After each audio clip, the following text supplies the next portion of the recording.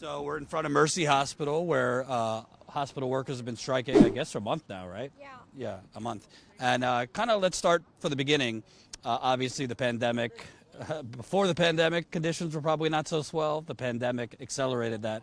Talk about what was going on in here in terms of staffing, understaffing, kind of chaos, whatever you could share. Before the pandemic, the staffing was like getting rough, but I still had like the 1 to 5, 1 to 6, sometimes 1 to 7, but that was like on a rough night. And then right after the pandemic started, like last year or like whatever, I started getting like more patients. I'd be like 1 to 8, and I'm like, oh, that sucks. And now we're up to like 1 to 10 on nights, and I'm like, oh my god, I have 10. But then when we have 8, I'm like, blessed, I have 8 patients today.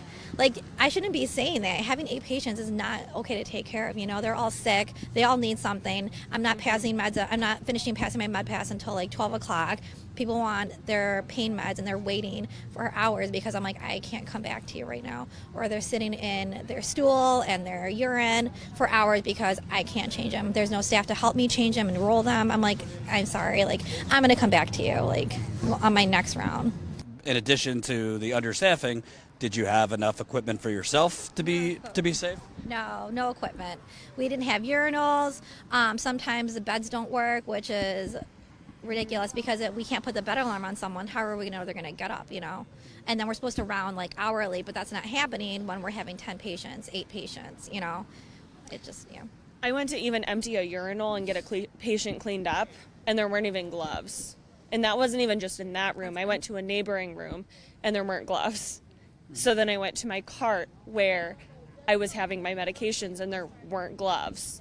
Talk about this hospital. You know, every hospital is different. Some are nonprofits, but still are making money hand over fist.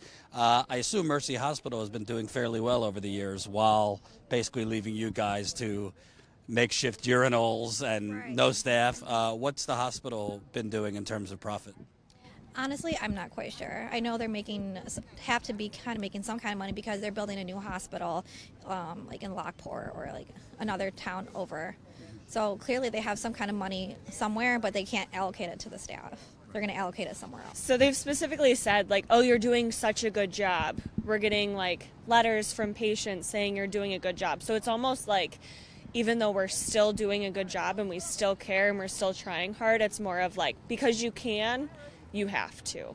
Like on my floor specifically, they added an extra room. So what it used to be a room for like to do echoes, like and like heart, whatever ultrasounds, and somehow the next day I came back and they switched it to a patient's room, so they can add more patients. So we're originally like a 48 bed unit, and then they added the extra room, and I ask people, I'm like, how is this possible when we don't even have the staff to take care of the 48 patients we have now? The COVID patients are horrified. They're so scared because like they're stuck in isolation. Their family members can't visit them. Like I can't imagine like this is the face that they see, and it's not even like my face. It's like a mask and like a full gown PPE screaming to them because they can't hear me. Because whether they have a high flow mask, like it's like this hot air blowing up your nose, like at like 100% oxygen, like it's painful, it's super loud, it can get sweaty for them, like they're uncomfortable, they're crying, they miss their family, they just want to get better. It's sad. It's a sad sight. And normally, like, we could have the honor of being one of those visitors and people to take care of those patients, considering they can't have family, they can't have visitors. Some of them don't even have smartphones to like FaceTime family. My grandfather was actually recently here on a COVID unit, and the fact that he didn't have visitors for nearly 2 weeks, and the staff taking care of him was the only people that he saw for that amount of time. That is just very unfortunate that we don't even have the time to see. It doesn't sound like the staff could adequately care. Right. It's basically like factory line working, going through a patient at giving them their meds, giving their assessment. I can't even like have a full-blown conversation. I'm like, oh, are you in pain? How are you feeling? Like, I'll ask my orientation questions, and that's like basically the conversation. You guys are going on 30 days. It's not easy to go on strike. Obviously, it seems like they're threatening your benefits now, your health care, important for healthcare workers. What has been their response? Do you think they're operating in good faith? Are they negotiating in good faith? Have they basically told you to take a hike? What has been the response? Personally, I don't think they're bargaining in good faith. they're like from the union and like the bargaining team. I don't really can like speak for them, but like I know like they'll post like, oh, we're still waiting for Catholic Health to come up. Like they're do no call no shows. Like the bargaining team is waiting hours on hours for whoever the bargaining team for Catholic Health is to come and talk to them. And It's not showing up. You said? yeah, they don't show up, or they show up at like 2:00 in the morning. Like, here you go. Like, you can't expect someone to like read this whole paperwork and say, yeah, this is okay at 2:00 in the morning. Like, you need to be sleeping, you know? Yeah. And then like our environmental staff, the people who are like cleaning the COVID rooms, cleaning everybody's rooms, cleaning like the blood and guts off operating tables, like they're paid like $13 an hour. That's not even minimum wage. They can go to Tim Hortons and make $20 an hour and not have to deal with the risks that they're doing here, you know? So talk to the audience. Obviously, understaffing. What are some of the other demands you guys have been making? In the beginning, they proposed to take away like our health insurance. They wanted to give us a high deductible health insurance. They wanted to do that. They didn't want to give us like a huge wage increase. Oh, and they wanted to get rid of our pension. So like, yeah. So like all the senior nurses, not only are they're not getting the wage, their pension is being frozen. And like, what? You know, I'm not in the industry, but I could imagine like one wrong decision could mean a life or death. One wrong administering of medication or something not sterilized or whatever. So if you're running around like insanity, 8 patients when you should have like 4, mentally, physically stretched thin, who's going to suffer? Right. Patients. Right. Literally, exactly. Like with the 10 patients I have, I'm like focusing on 10 million tasks. Like I'm good at multitasking, but like if I have like 3 critical patients that are all sick, like you can't manage them all. And like I'm scared to death I'm going to miss something. I go home at the end of my shift and I'll text my coworkers, hey, did I miss something? Like, what's going on with this patient? Are they okay? Like, should I call the doctor like sooner? Like, what is going on? You know, it's like, and like it's our license on the line. And if like something happens like detrimental, whose fault is that? Is it going to be my fault, the nurse who's running around with their chicken, like the head of the chicken cut off, whatever that terminology is, or is it the hospital's fault because they're not adequately staffing us? Right. Like this probably wouldn't have happened if I had 5 patients. And what has been going on during this staff? Do they have like enough replacement work during this strike? Do they have enough replacement workers? Oh yeah, they are hired by Huffmaster. So Huffmaster, that's a whole nother story, but yeah, they are a preeminent strikebreaker company. yeah. So the nurses are making around $150 an hour.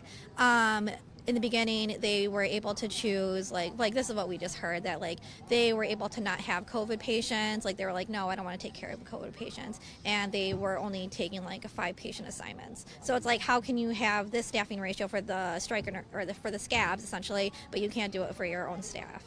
Can you kind of talk about what it's been like energy-wise and solidarity-wise here on strike? Solidarity is there. We're still strong. The community has been outstanding. We get community support almost every day. All the different labor unions and stuff have come by. A lot of the politicians have stopped and, just told us that, stay strong. And I think we've gotten people from out of state that have come in and told us that, they're very pleased with what we're doing, that our fight here is not only for here, but it's nationwide to help healthcare. So it does make us feel better that what we're doing is bigger than us. So it, makes us a little prouder for what we're doing. I mean, I think it's a shame that healthcare has come to this and that the hospital's making us go through this and that they can't just settle this contract. Can you kind of talk about personally for you, because they were telling me horror stories about 10 patients and urinals not working and all this. I mean, what's it been like, particularly during the pandemic? It sounds like you guys are doing the job of 7 to 10 people each. Well, I work on a surgical floor, an ambulatory surgical floor, so a lot of our surgeries were shut down. So we got, during the pandemic, so we got sent all over to floors that we're not used to working. Myself, I was on phone calls talking to family members just to reassure them. And it was just heartbreaking to listen to the stories that you hear from them, how bad it was that they couldn't come in and visit their loved ones. And I said, I could not even imagine if, my husband or my family were here and I couldn't be there for them. So it was nice to be able to just say, we're here, we're doing the best we can, we're taking care of them. It sounds like they have money to have adequate staffing, equipment. So is this just your dime a dozen story of corporate greed? Why can't they provide you with the proper supplies and staffing? I don't understand why they can't. I mean, the hospital, I'm sure, I mean, everybody took a hit during COVID, but the government also came through and bailed a lot of people out. So, and my understandings were that, they were told, maybe can we go to the government and ask, and they didn't need help at that time. So, I don't know why we can't get what we need, because there's no reason that, because this has not been just the pandemic. This has been going on for years. Most of it is the staffing issues and the lack of respect from, your senior members here. I mean, your frontline managers and stuff, they're in the battle with us, so a lot of times they can kind of understand. But like we call them the ivory tower people, some of these CEOs, you don't see them walking the floors. You don't see them coming down and seeing a day-to-day life for us. So how do you sit in a corporate office and make all these decisions without coming down and seeing what's going on in the real world here? And who suffers? The patients. Workers, I don't know, it seems like a sleeping giant has kind of been awoken. The electoral system, in my opinion, is a fucking disaster. So what do you think is going on that's kind of giving these workers, you guys, the drive to just say enough? I think it's just the fact that it is enough. I mean, you've done it. I mean, I've worked in this hospital for over 40 years. 40 years? 40 years. Wow, I buried the lead. I should have asked. It's a long time. So, I mean, and I've seen a lot of changes here.